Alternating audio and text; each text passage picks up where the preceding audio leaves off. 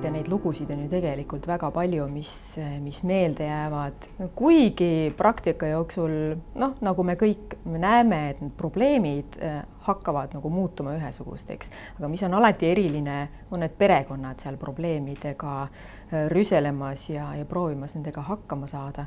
Aga võib-olla üks juhtum, mis mulle viimasest ajast on eredamalt meelde jäänud, on siis juhtum, kus pere, kus beebi sündis ühel Eesti saarel, kuid sünnituse järgselt ema sai siis tugeva verejooksu, nii et seda hinnati ikkagi selliselt, et see võis olla potentsiaalselt ema tervisele ja elule ohtlik, oli vajadus ema transportida Tallinnasse suurde haiglasse, et ema aidata.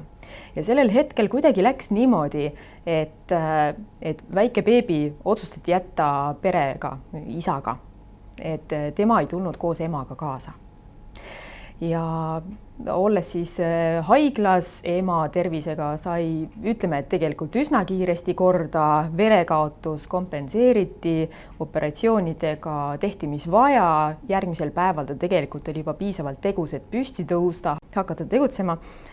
Ning tegelikult ämmaemandate soovitus oligi siis see, et kuna nad teadsid, et laps on nii kaugel emast, ei tähenda see seda, et ta ema piima ei vajaks. Ja õpetati emale käsitsi rinna stimuleerimist ehk lüpsmist.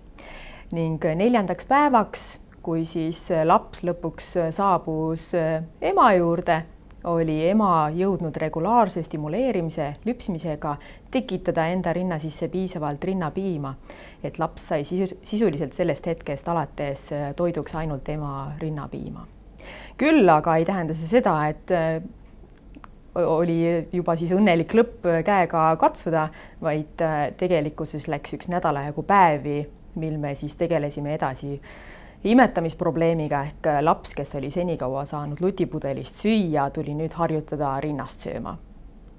Ja see oli ilmselt suurem väljakutse nii emale, beebile kui ka tervishoiutöötajatele, kes nendega tegelesid. Aga õnneks see läks, et visadus viib sihile ja tagasi enda koju läksid nad juba rinnast sööva lapsega.